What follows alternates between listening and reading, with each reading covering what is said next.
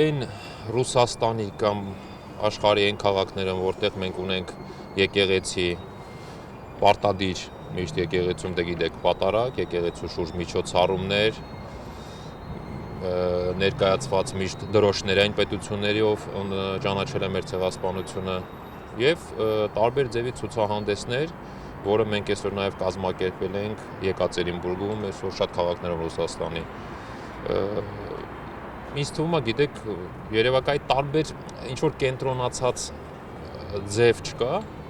բայց տարբեր երկրներում, տարբեր քաղաքներում տարբեր միջոցառումներ միշտ անցնում է։ Իսկ օրինակ դուք ականատես եք եղել դեպքերի, երբ ասենք մի հայ բավականին հեռու ապրելով ճանապարհ կտրում, գալիս հասնում, որպեսզի հարգանքի տուր մատուցի, ամեն քաղաքում չկա որ այսպիսի Այո, ոնց ականատես չեմ եղել։ Իմ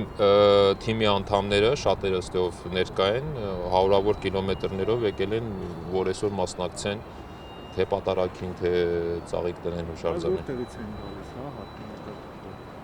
Դե նայեք, ով հիմա Մոսկվա, այսօր օրինակ իմ թիմակիցներից 3 հոգի եկել են Նիժնի Նովգորոդից, որպեսզի մասնակցեն։ Մեր թիմակիցը Ռոստովից է եկել, Կալուգայի շրջանից մեր գործընկերներն են եկել։ Այսինքն, գիտեք, ես չեմ, տեսնելով երեկվա Հայաստանի մեր երթը եւ աշխարհում մենք հասկանում ենք, որ պայքարը եւ այս մեր խոսքը քանի գնում ուժեղանում է եւ չի դադարելու։